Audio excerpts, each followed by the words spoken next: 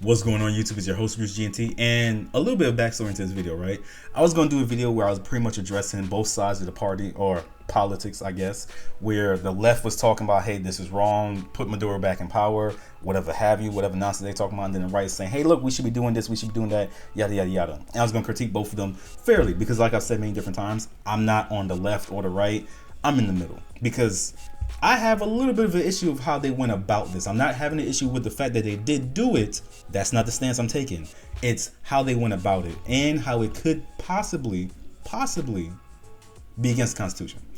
But I found this young lady right here, right? And she hit on some really good points, some of which I disagree with, some of which I did agree with, and I'm going to expand on that a little bit more. So let's jump right in.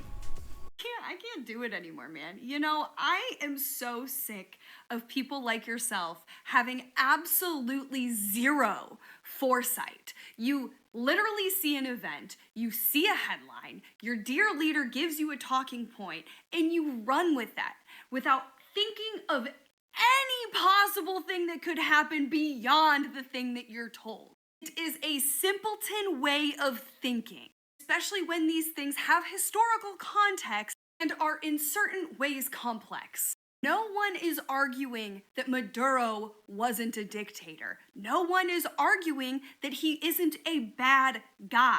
The problem is this country has a constitution and has laws and systems in place that are supposed to be enacted before we do something like this that has extremely serious consequences. Person in charge of our country right now, by the consequences that she's, I don't know, referring to aren't as harsh and steep as she's making it seem. All right, I could be 100% ignorant to this fact, but as I see it right now, because she's gonna go over who will hold America accountable for doing something outside of their scope of what they're supposed to be doing and kind of against the Constitution, and we could discuss it, but there's no one really that's going to hold us accountable to where it's like harsh consequences. Along with that, right? She said that no one's arguing that Maduro was a bad person, that he was a dictator, everything like that. Incorrect. I've seen quite a few people, and I'm not trying to hold her accountable. I'm just saying that we can't just say that nothing is happening when it's like, no. We live in 2026. People are out here just saying the most wild shit. I've seen people literally protesting for the release of Maduro and saying that he was a good person. He was for the Venezuelan people. He committed crimes against humanity.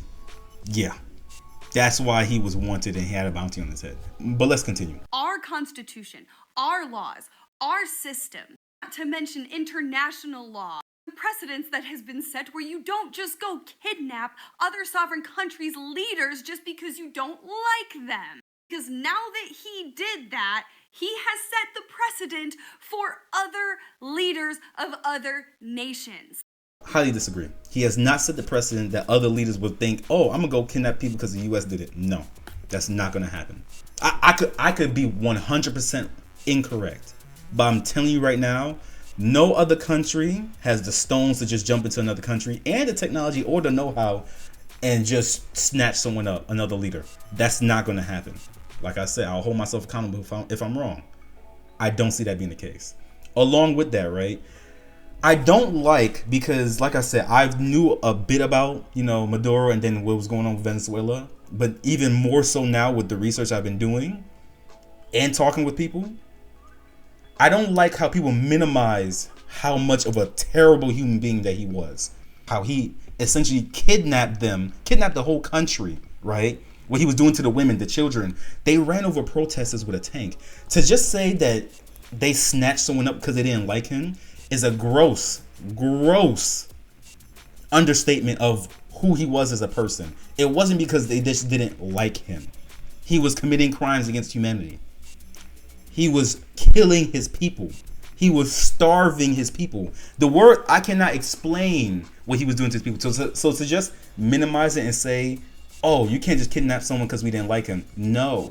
Since he did that, do you not think that the president of China, Xi Jinping, isn't going to go, you want to know what? I'm actually just going to go kidnap the president of Taiwan now. And you want to know what? Taiwan is mine now. Same with Vladimir Putin. Like, do you not think about anything beyond what Orange Man tells you? This is the part that I kind of with. The people that legit feel like this, that comment right up top there, are probably not even people that agree with Orange Man. You know what I'm saying? I don't like how it's If you have one stance, you're all the way on this side. No. I don't fully agree with everything that Trump does, but I can agree this is a good thing. And people that have this like hyper political, like extremist way of thinking are kind of scared in a sense, because it's like your mind goes to the extremes on just about every situation, especially when it comes to this man Trump, because it's like y'all dislike him so much that even something good, right, can be construed as something bad. We're gonna get into what can possibly happen in the case of the U.S. control of Venezuela. Trust me, we're gonna get into that. But she's saying Xi Jinping gonna go in and take. No, he can't. He can't, because guess what? Unlike Venezuela's leader, who was a dictator, Taiwan has protections and it has allies. That's not going to happen. Maduro was a dictator. He was evil. He had no one to really call on. Same thing for what's going on for Putin and Zelensky. First of all, do you not think Putin would have done that by now? He's gotten embarrassed to like a high degree when it comes to this war between him and Zelensky. Do you not think he would have done it by now? Like I said, hold me accountable if I'm 100% wrong. But I don't see this as a precedent for other countries thinking, oh, we could just go and snap. No, that's not what's going to happen. It's not like we took a legitimate leader, like someone like, I don't know, the Prime Minister of Canada. That's not what happened. That's not what went on. You know, to try to compare the two, it doesn't really make any sense to me. My God, man. Yes, are certain facets of the Venezuelan population probably excited that he's gone? Yeah, I am positive that they are. However, this is simple pattern recognition with the United States and the United States government, who has done this exact same thing over and over and over again in Indonesia, in Mexico, in Afghanistan, in Iran, in Iraq. You take your pick. I would love for you to ask the people of those nations who have had the U.S. do this to them previously how that went for them. Because the U.S. government isn't doing this in the interest of Venezuelan people. She's not wrong. She's not wrong. And that's one of my biggest concerns. I don't want this to be a situation like how it was in the Middle East and everything like that, which was a farce. I'll say that right now. But I don't want it to be a situation like that where it's just a consistent like guerrilla warfare type bullshit. No. That's not what I want. No country helps out another country just from the goodness of their heart, from altruism. That's not a thing. Why do you think China was over there in Venezuela? Why do you think Russia was over there in Venezuela? For the oil. Countries use each other for economic, geopolitical positions. Like, this is a thing that goes on. This isn't like unknown to anyone. So to make it seem like, oh, well, the U.S. didn't do this because, yeah, no shit. No country does. I'm confused. Why are we sitting here acting like, you know, I did a video talking about Canada, I believe, pulling back their foreign aid, and someone was talking about saying, hey, look, the reason Canada does the foreign aid isn't to really help people, it's to secure Canada's own, you know, protection.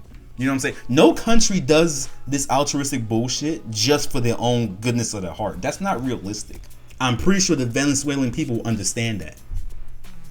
But we'll get into that.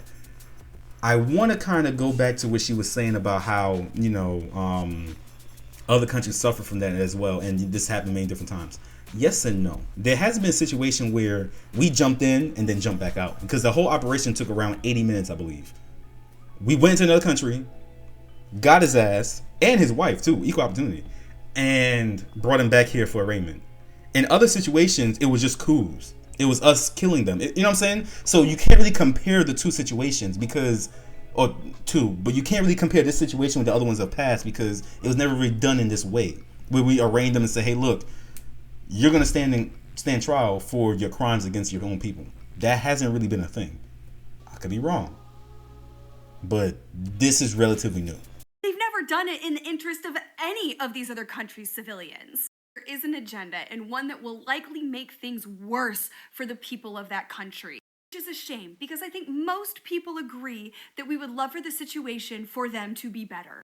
To think that the man that has been going after Venezuelan immigrants in the United States for the last 2 years, calling them anything but a child of God, and sending them to foreign prisons and doing everything he can to basically describe them as dirty, disgusting individuals who are criminals, is going to do anything for the people of Venezuela is laughable. Last time I checked, Trump didn't say all Venezuelans. He said the ones that come in here doing crimes. That's what he said. And he's kept that same standard throughout his entire campaign up until now when describing people that are doing harm against Americans. He's never specifically said Venezuelans are terrible people. He's never said that. That never came out of his mouth. And trust me, I go looking for the shit because truthfully, there are times I want to catch him with his pants down. And sometimes I do. In that case, when it comes to like, oh, he's painting. No, he's not doing that. You know, and the reason he was sending Venezuelan immigrants to other countries is because on several different occasions he was telling the president Maduro, "Hey, yo, take your people." He was like, "I don't want them back."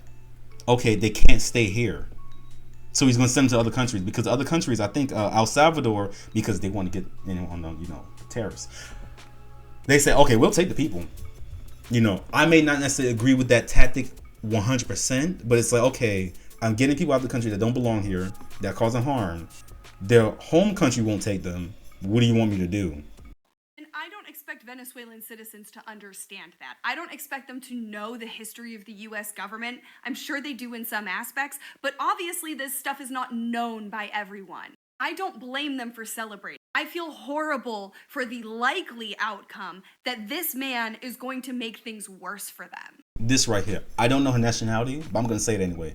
This is that white privilege bullshit that they like to do and make it seem like, oh, I know you don't understand, okay? But I know. I'm the one that's gonna educate you and let you know exactly what's going on. The Venezuelan people know exactly what's going on. They're not stupid.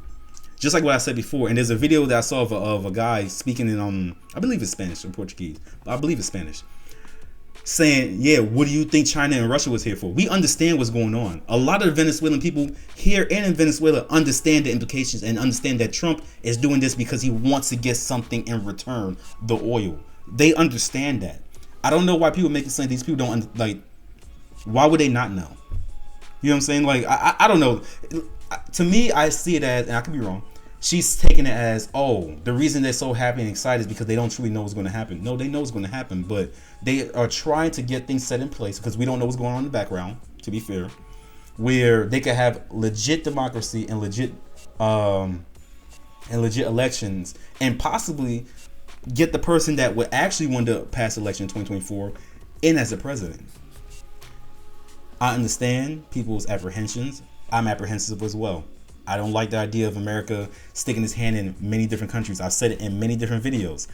Trump ran on America first, getting our shit together, and then helping everyone else out. I still feel like this. Do I disagree with this action?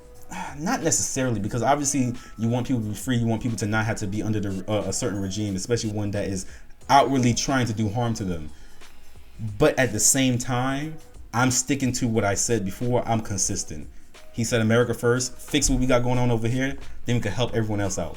That's just my mindset. If you're a US citizen and you can't see beyond I love Orange Man, everything he does is right, and can't understand that there will be consequences for our actions, then you are embarrassing. We're also supporting somebody that is on the direct path of Nicolas Maduro. Is bypassing laws, bypassing our constitution, doing illegal shit is what a dictator does. You people need to pick up a fucking book. So cute and pretty, and yet so fucking extreme. It's just crazy. These people will stop at nothing to make it seem like that Trump is the exact same as the person that they're trying to get rid of in Venezuela, Maduro. And it's like, first of all, this isn't the first time a president has overstepped. We're not going to talk about what happened with those drone strikes over there during Obama's presidency. We're not going to talk about that. I'm not saying what he did was right. It just so happens that the result was a good one. Thousands upon millions of people are going to be happy and hopefully reconnect with family members. I think there's over 9 million Venezuelans that immigrated to this country. I'm not even going to address the last part where she said where it's just like, oh, well, he's on the road to... No, he's not. No, he's not. And this is what I talk about. You minimize how bad Maduro was to his people because you weren't there and you have no type of first person account. Because if you're trying to compare what Trump is doing and how he is, right, and him ignoring the fact that he got, okay, cool, he ignored the Constitution to remove a dictator, and you're saying, yeah, he's on the road to becoming just like Maduro.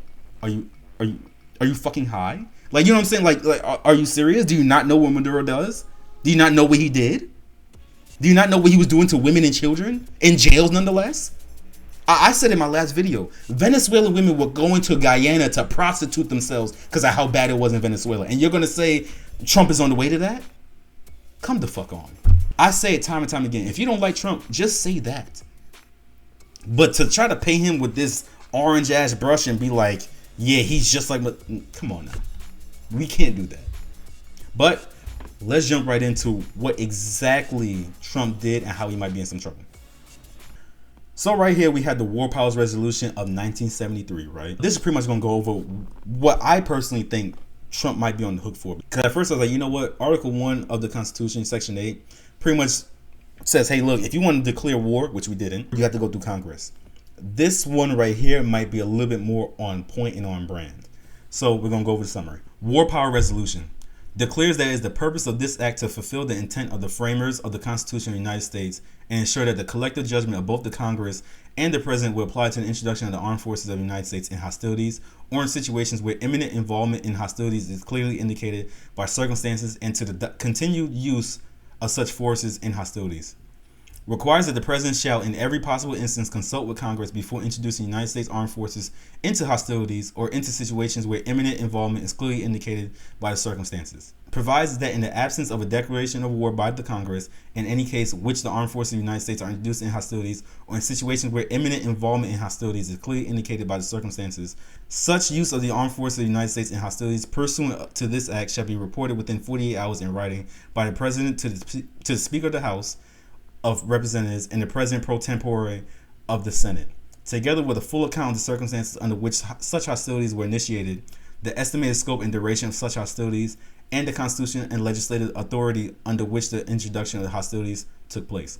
I hate reading this shit because it's just so much word salad just to say he can't do anything without consulting Congress, especially when it's using the armed forces of the United States. If he does, we're going to have some issues. What those consequences may be, not entirely too sure. Because early in the video, she said something about international law. Look, international law is only a thing because other countries buy into it. In other words, a lot of countries just ignore it and nothing happens. There's no leading authority to hold countries accountable if they violate international law. There isn't. Because there's nothing to hold them accountable. Our Constitution, on the other hand, holds our 3 powers accountable. In this case right here, yeah, he might be a little bit fucked. What's going to happen, I don't know. But I'm going to tell you what. The more people sit down with this and start going over what happened in Venezuela and everything like that, and the more people that actually start to pick up books and read, just like what she said, the more this is going to become more of a conversation.